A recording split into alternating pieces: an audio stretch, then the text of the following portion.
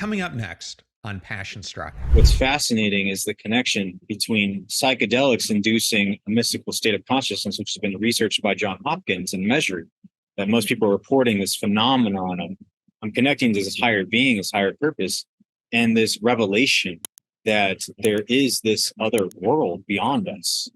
And then the other thing I would add to that is the law of thermodynamics, John, simply states energy is neither created nor destroyed. So the question we have to ask about death is, really, where does the energy go? Because it can't be destroyed. That's a law of physics.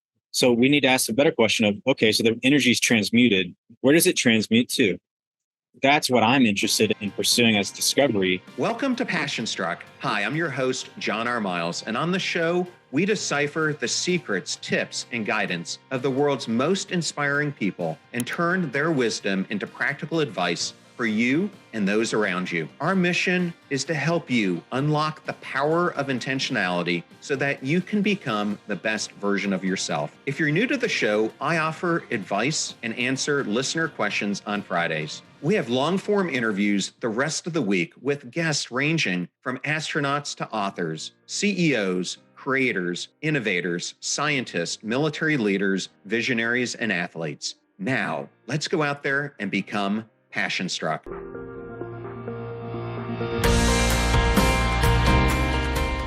I am so excited today to welcome my friend, Matthew Weintrub, to Passion Struck. Welcome, Matthew. Thanks, John. It's great to be here. Man, it's great to see you again. And I love your new book. It came out in January of 2023, and we're going to be exploring it all today. And for those who, I just show a picture of it, but it's called The Psychedelic Origin of Religion. And Matthew, I thought I'd start out this way. One of the core topics that I explore on this podcast is the topic of mattering. And I understand from reading about you that this is a profound area where you've dedicated much thought over the years. Can you share how you've spent your life studying the fundamental question of why are you here? I think it just started with the basic sense of, I think a lot of us ask this question, why are we here? And what are we doing? And that just always was the question that it informed me of life. And part of it had to do with the fact that I grew up with a heart condition. So I have Epstein's anomaly. It's a heart condition. The average person with the condition lives to be 35 years old. And I always grew up wondering, do I need heart surgery? Am I going to need to have heart surgery? And I think that kind of started my process of questioning life a little bit. And so I really got into Stoicism at a young age. And I really found that philosophy super calming to like my anxiety around my health, in terms of being present, in terms of maybe wanting to make peace with the idea that someday we die. We don't know when. Well, it's interesting, Matthew, because just yesterday I had an interview with Dr. Kate Bowling, and I'm not sure if you know anything about Kate, but she has been studying religion and is a professor at Duke, but she has spent a lot of her time studying prosperity religions such as Joel Osteen or Tammy Lee Baker, etc. But for her life was on autopilot and everything seemed great. And out of nowhere, she was hit with a diagnosis of stage 4 colon cancer that, as you can imagine, completely rocked her world. And she said for her, this whole idea of potentially our mortality over time had always been in the back of her mind, but that incident really brought it up to the forefront. And from going through that experience and now channeling herself even more into religion, she has found more fulfillment and more meaning in the purpose that she has been set out here to perform. And I understand in your case, not the same thing with cancer happened, but that you found yourself in this place where you had a lot of the extrinsic things in life that many of us crave for, the $1 million condo, beautiful girlfriend, the amazing job. But at the same time, you were feeling empty inside. Can you describe this defining moment in your life as it relates to this existential question of our mortality? Yeah, John, totally.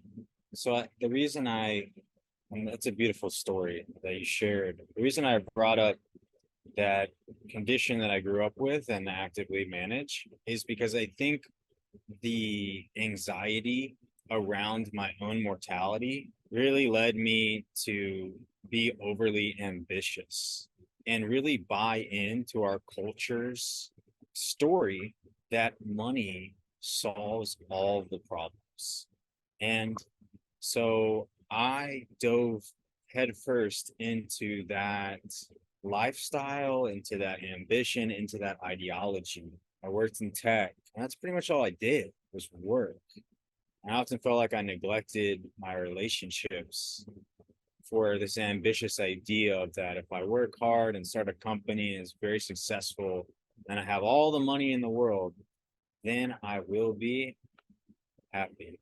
And by the time I finally started to start realizing that being in a very successful company, we sold for $750 million, having a penthouse, and like you're saying, having the corporate credit card, having all of this and going, I am miserable.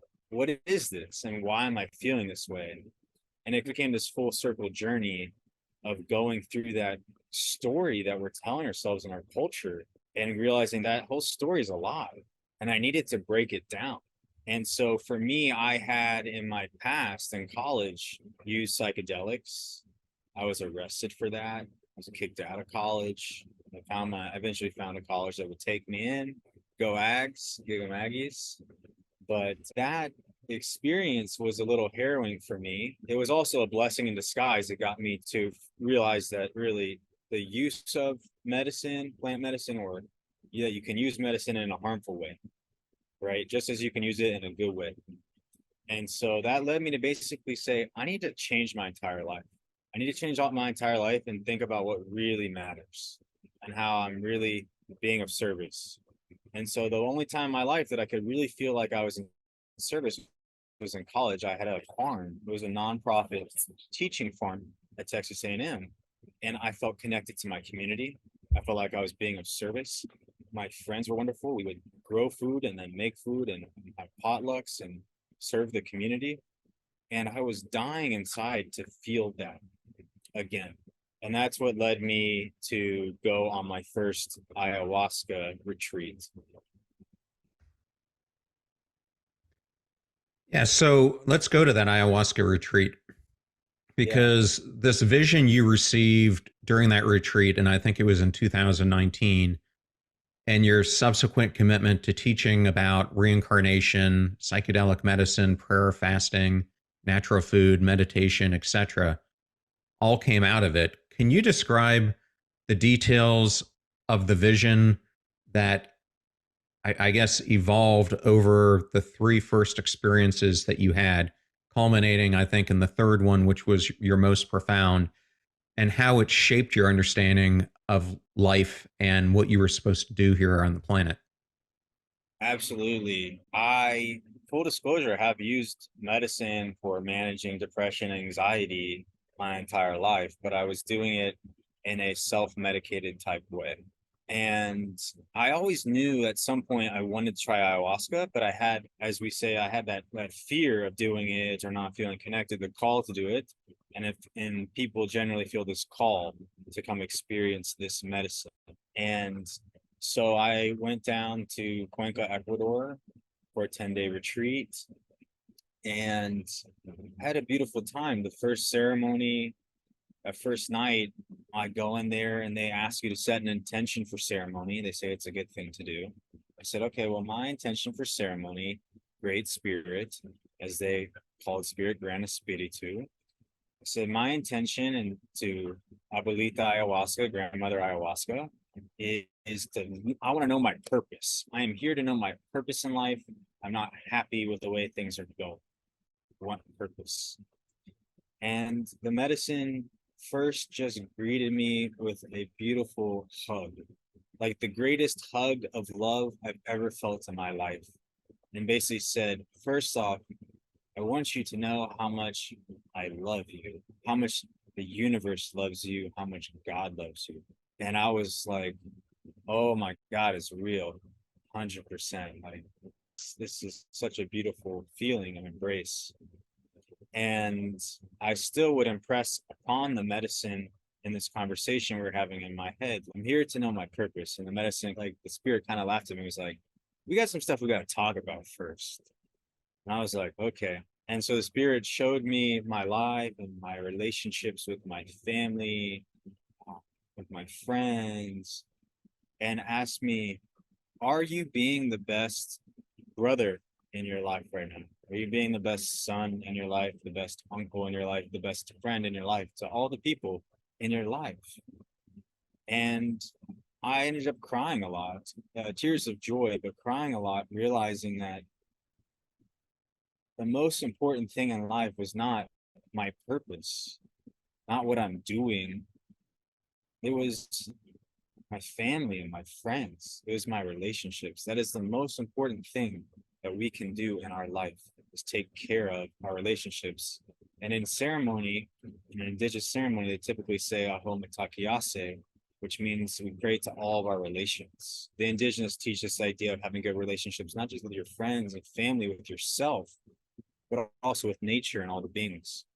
And so medicine was like, before we even talk about your purpose, you're going to figure that out. Haha, you came all the way down here, had all these ideas. Haha, you'll figure it out. You need to really focus on your relationships.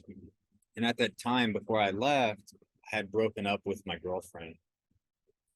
And so that was also one of the relationships that I wanted to try and repair and start to heal in a good way. Well, for those who are listening who may not believe in psychedelics or may not have much understanding of them, can you go into a little bit more of what one of these ceremonies is and what is the difference between grandmother ayahuasca and grandfather San Pedro? So, just in general, a psychedelic, also known as an entheogen, is a naturally occurring substance that induces a hallucinogenic state of consciousness, which is often researched by scientific institutions. And within this state, you're able to access a different part of your consciousness that can be measured on brain scans. So, it's a naturally occurring state and substance. In the context of an indigenous ceremony, that ceremony is indigenous to native tribes of the North and South America. And there are different plant medicines that those tribes use. The way they perceive the plants, they perceive all of life to be living and be alive. And they consider that certain plants, all plants are a form of medicine, but certain plants are uh, power medicines or power teachers. They call them master plants. So a San Pedro or an ayahuasca are these master plant teachers that these tribes work with in ceremony. And so they have ayahuasca representing the feminine spirit of the grandmother spirit, and the ancestor. And they have San Pedro, which is considered a grandfather spirit as well. And so they prepare these medicines with prayer over time. And then they host a ceremony in which you will drink it. But the ceremony is conducted with a series of prayers around a sacred fire.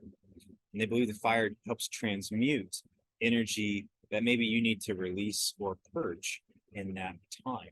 And so those prayers act as a vibrational form to call in healing from God, from Great Spirit, as they say, or Great Mystery, and other beings that you may connect with, like angels, which are very commonly talked about in Scripture. And you are there to learn how to heal yourself in this relationship with these sacred sacraments. And how does that differ from in North America what the Native Americans have performed in their rituals?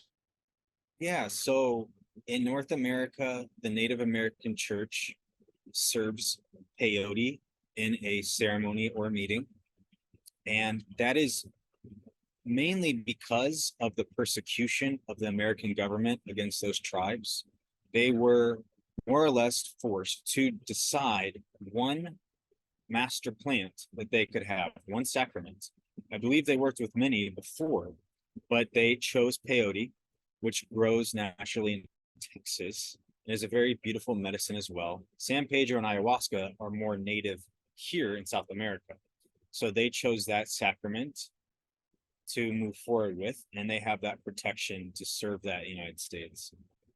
Okay, and I want to use that as a lead in because you and I first met our friend Andrew Marr's farm, which is a couple hours outside of Houston, Texas, in right on the verge of being in a national forest. And I was there doing the David Goggins 4x4 by 48 challenge to benefit Andrew's foundation, which is called the Warrior Angels Foundation, which helps veterans with TBI and PTSD. But we also had two other veteran organizations. One was Vets, and the other is Heroic Hearts, which are trying to help veterans overcome PTSD using psychedelic assisted therapies.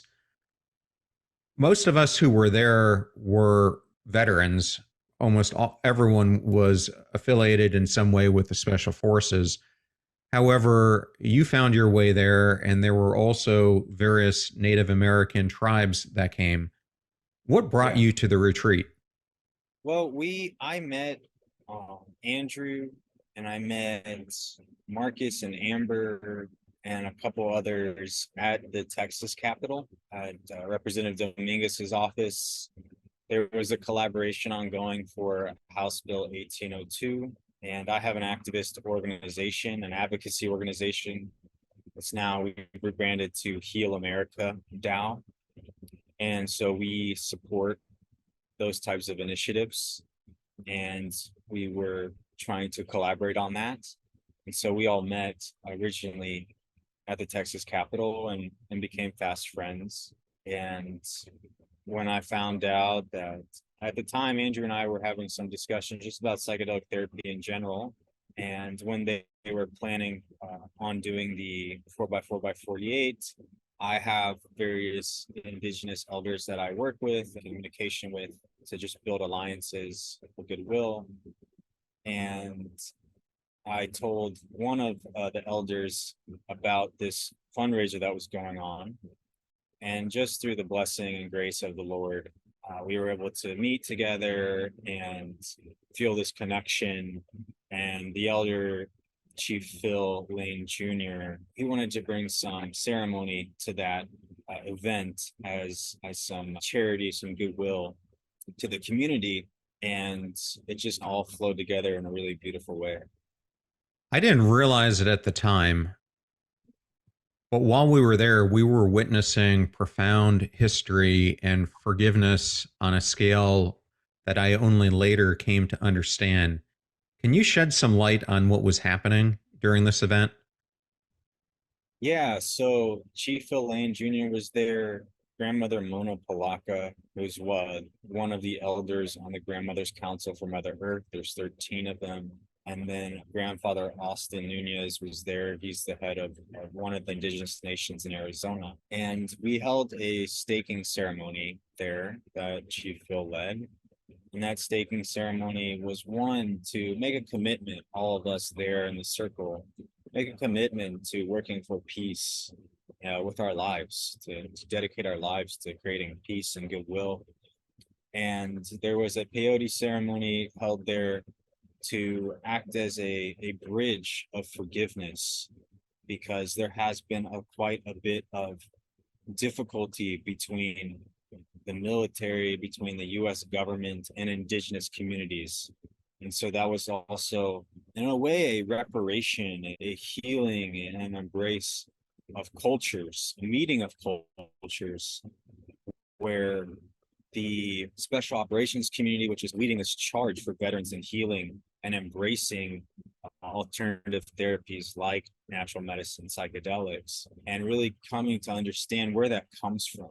And for me, as an advocate, I think it's really important that we respect, honor, and embrace that healing and those cultures and what they bring to the table. It was a really beautiful and special moment in time. Well, to me, it was such a significant moment when a grandfather Phil actually presented Crazy Horse's pipe, something that hadn't really been broken out for over 4 decades, to the former Secretary of Defense who was there, basically offering his forgiveness to the harms that had been put on his nation and the other nations who were there. And I found that that was a really moving thing to just observe. I couldn't believe we were there witnessing it, and the power of that moment still resonates within me. It resonates within me as well. For everybody listening at home, John just mentioned Chief Crazy Horse. You can look him up online. Chief Crazy Horse is probably one of the most revered elders in Native American history. And he actually was famous for defeating the United States Army many times. And so his pipe is a very sacred instrument. And pipes in general for the Native American community are very sacred instruments that are used to pray with for others. And so, yeah, to have Chris Miller there to do that with him and the community it's hard to put words behind the feeling that I have inside, how that made me feel. I have a secret for you. Chris was going to leave the event and was going to miss that whole portion of the ceremony. And for some reason, I don't know what occurred inside of me, but I said to him, I don't think you should leave. I think there's a reason you're supposed to be here and you're supposed to be at that ceremony. And he ended up going. And to this day, he thanks me because it was one of the most moving things he's ever experienced. But it's amazing how fate sometimes happens like that. It is, but that's why I believe that God guides all things. Well, speaking of that, can you discuss the concept of mattering within the context of psychedelic experiences and how it relates to our intentions and our beliefs? Now, when you say mattering, can you just give me a little definition of what that means for you? So I have some context. To me, mattering is having significance, that your life is being applied to do something that's good for humanity, that's in service of others, that what you're doing here is what you were called to do and put on this planet to do, as opposed to unmattering, which I think a lot of people face today, which is leading people to experience things such as hopelessness and loneliness and mental health issues because they feel like they don't matter, that they don't know why they're waking up every morning and how it's benefiting anyone. Yeah. First thing I want to say is if anybody's listening, you matter. You matter so much that God gave you life and God loves you and God needs you here. And God puts you here for a reason. You may not know it right now. You may not be able to even feel that vibration, but that's how much you matter. And when we talk about mattering, thank you for that definition. It brings me to the word gratitude, being grateful. So one of the things that I love in my practice for my wellness is my gratitude prayer that I do. And it's the same thing as saying counting blessings. And to me, it's important for us to be able to frame the things that God has given us, whether you use that word or not, the things that life has given us. First thing that we're given is our life. That's free. It's pretty awesome. We're given air, we're given water, we're given earth. It's amazing. And those four things, we got to take care of them because they're all gifts. And so to me, there's this law of reciprocity, John, which means says to give is to receive. And so sometimes we wake up, we don't realize how many gifts we have been given. We spend our time focused on what we feel that we don't have. And we embrace this idea of lack. Right? I lack this, and I lack that. And we might say in our head, I want this. We're going to say, God, I want this. Give me this. And we fail to give thanks for all the things we have been given, right? Now, maybe sometimes your parents might not still be with you, but they gave you life. Can you be grateful that they gave you life? What can you find the gratefulness for? Because life is challenging. So to me, before anything can matter, we have to acknowledge how good life can be and life is, even when it's not great in the moment. And so from there, really building that up, it builds up this mentality in one's mind that you can see the world through a different lens. Maybe it's more than just me, and it is. So the way I look at life, John, is that God needs me, God needs you, God needs us to tap in to our highest truth. When we do that, we find that when we give to others, whatever our gift is, your gift is this podcast, right? You're giving others this amazing platform to share their stories and people want to listen because you do it in a good way. That's beautiful.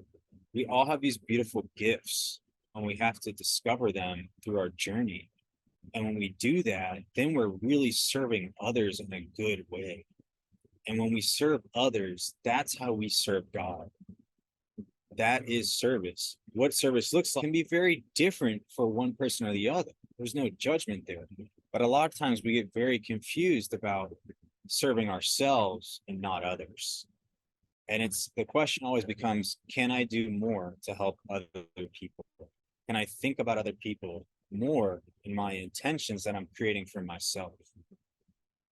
Well, Matthew, that explanation leads me to ask you, your book, The Psychedelic Origin of Religion, challenges traditional beliefs about religion. Yeah. What are some of those beliefs and what sparked your interest in unraveling this connection? It really started with that whole retreat experience and this revelation of really feeling, wow, heaven is within my own heart. And I started asking this question. I grew up in a Jewish household in a very small Jewish community in Texas, which meant all my friends are Christian. I've gone to church. I've sat in Bible study just to hang out with my friends. Like, I've been surrounded by the Judeo-Christian values my entire life, but never connected with it. And I was also surrounded by a lot of people that were very hypocritical about being religious. And so it led me to this question, what is the origin of religion? Because what they're doing here, they don't call it a religion. They say it's a way of life. What they're doing here is so beautiful. People are healing and connecting, and I'm healing. What is this? And so I asked myself this question, like, where does religion come from? And could I potentially prove that all of these religions are related in some way to psychedelic, to sacred sacraments, to natural medicine? It took me about 2 years of research. And then I wrote my book because I can show, and I show in the book, whether it's Christianity or Judaism, Hinduism, Buddhism, Taoism, not Taoism, but Zoroastrianism, and then the Native American cultures, that we all had a past where we were in some way communing, having a holy communion with the psychedelic sacrament all around the world. And most of those cultures gave that up through time, through whatever you want to call it, right? Distortions, through false teachings, through lies, gave that up through persecution, etc. But the indigenous cultures continued to do the same thing. And now in today's world, everyone is going to these Native American, these indigenous cultures and finding healing with these natural medicines. And now the scientific community in the United States and this whole movement of psychedelics to bring that healing to America has happened. So now we have the science that proves it conclusively, and we've got this ancient anthropological evidence of it as well. And it's really just a beautiful message that in some ways we've made religion a very processed form, and we know processed foods are not really healthy for us. And that by getting back to what's natural, this is just natural medicine, and doing it in a prayerful way, right? That we're finding this connection again to spirit. And that is salvation to me. That's a message of salvation. And that's a gospel that should be spread all over the world. I'm glad you brought all that up. And I am not sure if you're familiar with the book, The Power of Myth by Joseph Campbell. It's something I refer to a lot. I haven't read it, but you tell me about it. Yeah.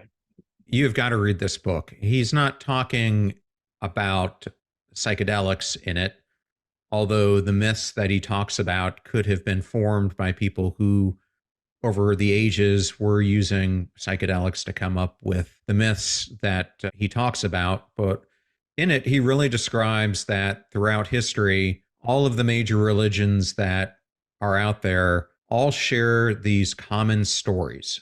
They each use different symbols to discuss them, but each one has a version of Genesis. Each one has a version of the Exodus. Each one has a version of this. And he basically was saying that the religions in differing formats came about because society was evolving and people weren't relating as well to the core messages and how they were being taught. So people created new ways to envision these myths that people would better refer to. And he was saying that the last major religion that was formed was really Catholicism and Christianity, and that since then, there hasn't been a huge undertaking of a new religion that would take these myths and put it into terms that modern people today could understand.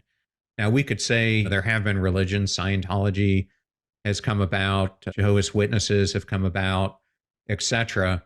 But I think he is talking about a more profound religion that is like Judaism or Christianity or Hinduism or one of those things. But it's interesting because in it he goes through and he shows these different stories and then he illustrates how they're told in these different religions.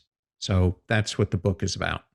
Well, and speaking of pseudo religions and things like that, you start out the book by saying that we live, in your words, in a pseudo spiritual age where everything around us feels fake.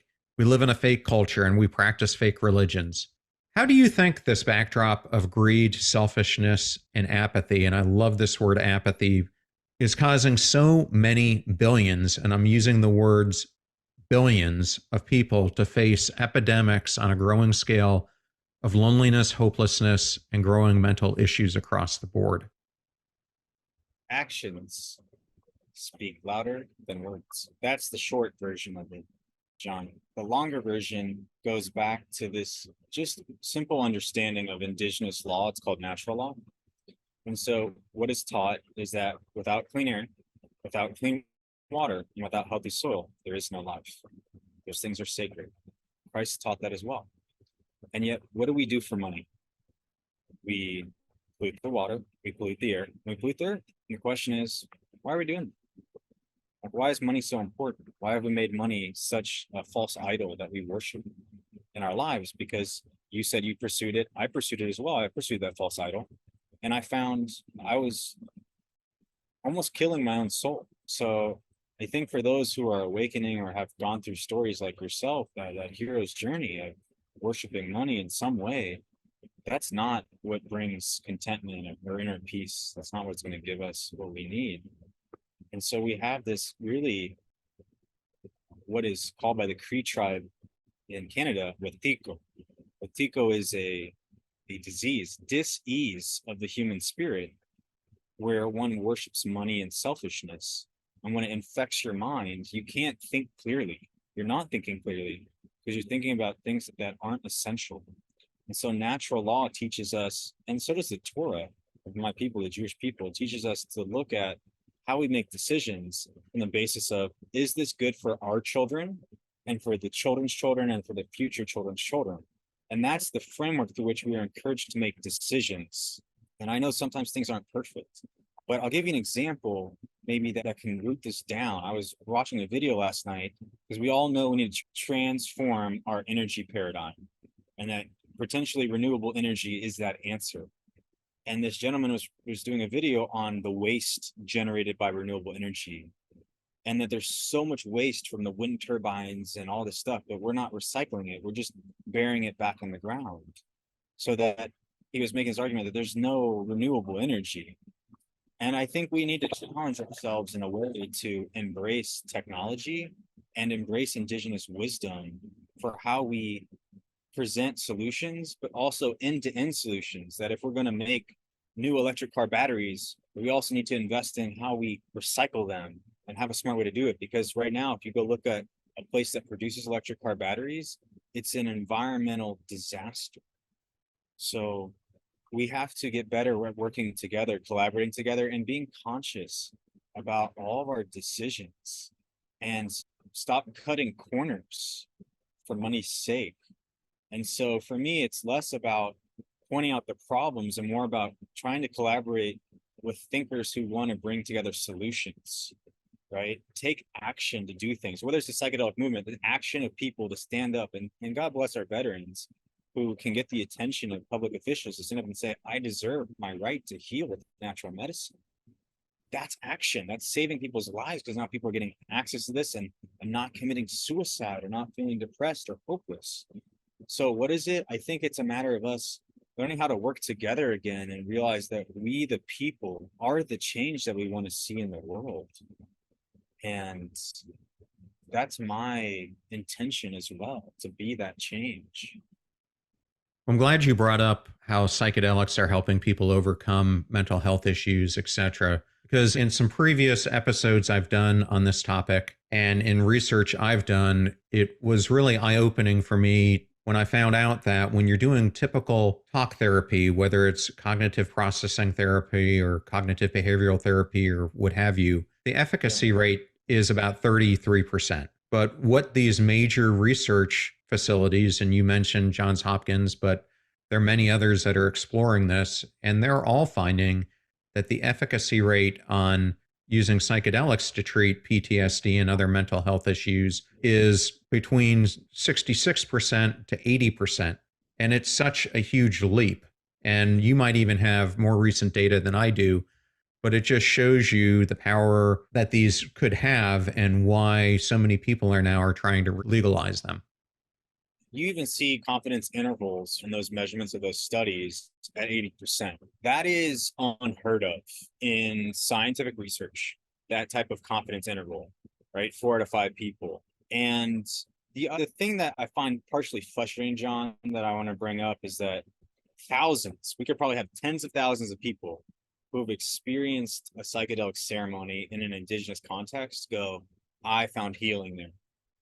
And the question is, how many people do we need to raise their hand and go, I found healing, to go, I trust 10,000 people that this is valuable? If a confidence interval of 33% is good enough for certain medications to get approved by the government, why is not groups of tens of thousands of people standing up and saying, I need this, not good enough?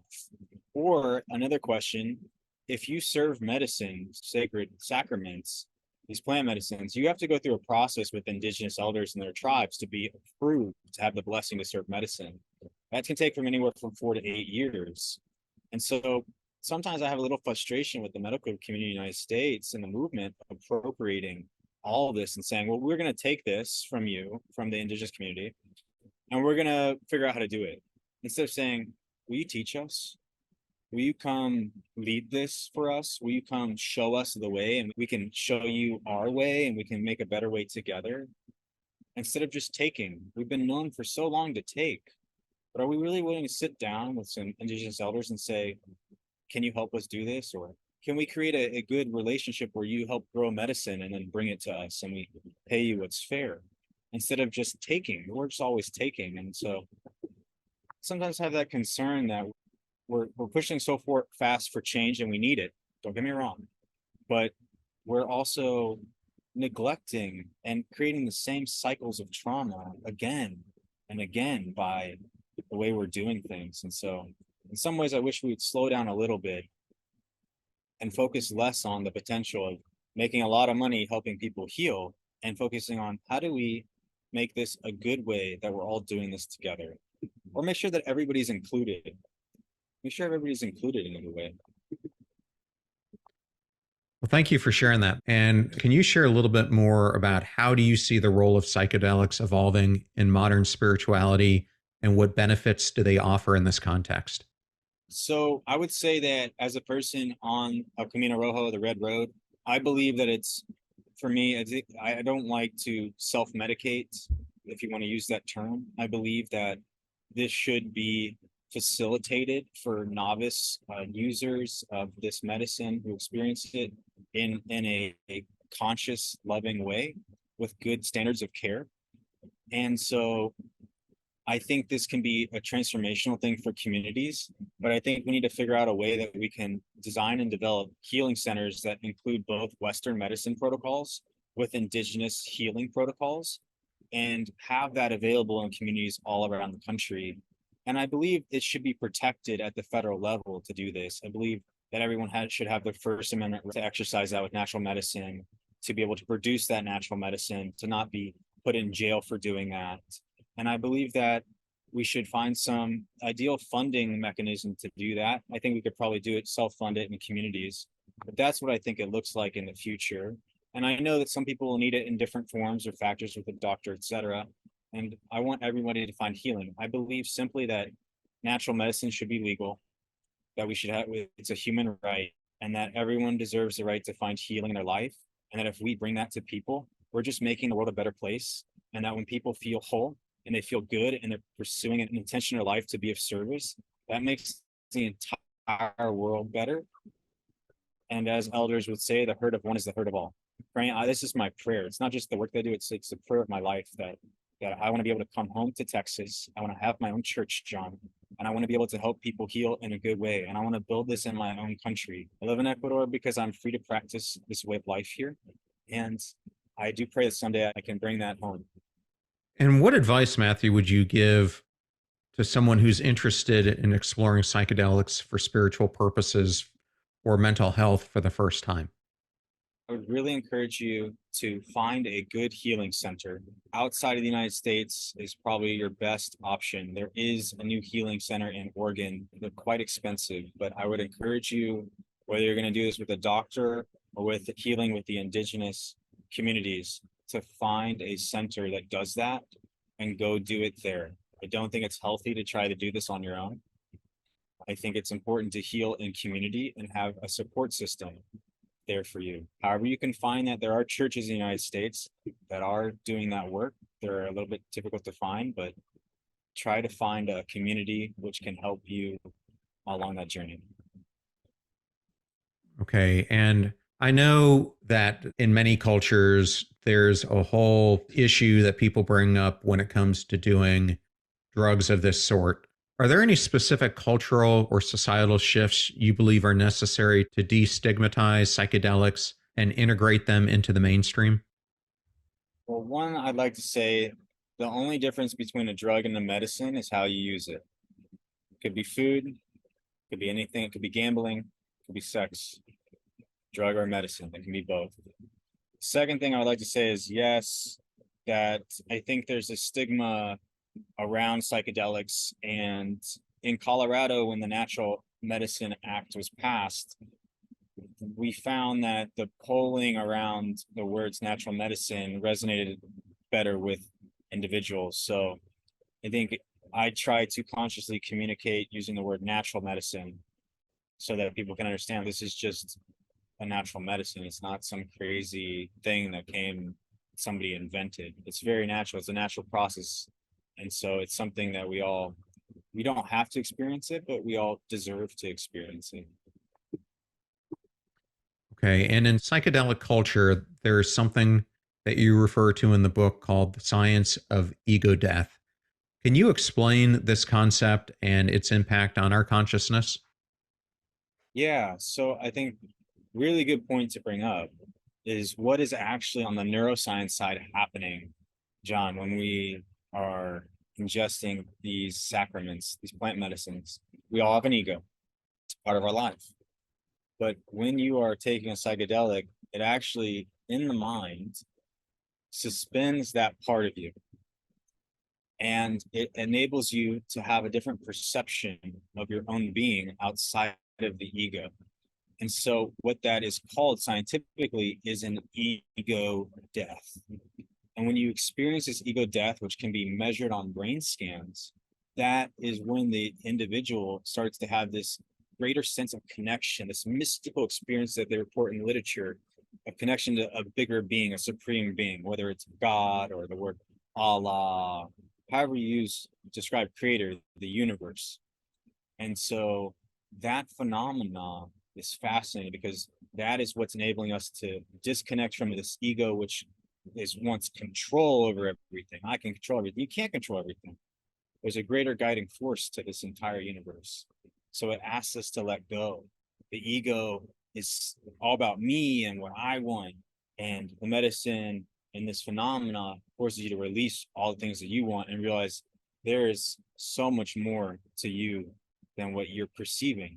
And so without this medicine, we get this lens over our eyes that clouds our perception of life. We stop seeing the beauty in life. We stop seeing the goodness, the blessings, and we start to focus on all the things that are negative these lower vibrational forms, the greed, all these things. And so it's just a fascinating phenomenon that is documenting really what's happening in the mind with this medicine. Okay. And Matthew, my last question for you is, what message or insight do you hope readers and listeners will take away from your work in this podcast episode? Yeah, I hope people take away that love is the most powerful force in the universe, and that love is really all you need. Okay. And for someone who would like to learn more about you and what you're doing, what are the best ways for them to get in touch with you? Best way to get in touch is probably on Instagram at HEY, hey, TRUB, Trub. I also have a website, trub, trub.heal.earth. You can find all my links to various things. We have ayahuasca retreats down here in Ecuador. Yeah, thanks. Well, Matthew, thank you for taking the time to join us today and sharing all your amazing research on psychedelics and spirituality. Thank you so much. Thanks, John. Thanks for everything you do, bud. You're welcome. I so thoroughly enjoyed that interview with Matthew Weintrub, and I wanted to thank him for joining us today. You're about to hear a preview of the Passion Struck podcast interview that I did with Dr. Nicole LaPera, a #1 New York Times bestselling author and a luminary in holistic psychology, who brings a revolutionary perspective to the table. In her new groundbreaking book, How to Be the Love That You Seek, she proposes that healing our broken relationships first requires that we fix the relationships that we have with ourselves. I think sometimes there's a bit of misinterpretation in terms of what is meant by self-love. I think naturally when we think of self-love, we think of all the positive feelings that we could have about ourselves, liking ourselves, being in celebration of ourselves, doing nice things for ourselves. Though what I've come to learn is that self-love is much more than that.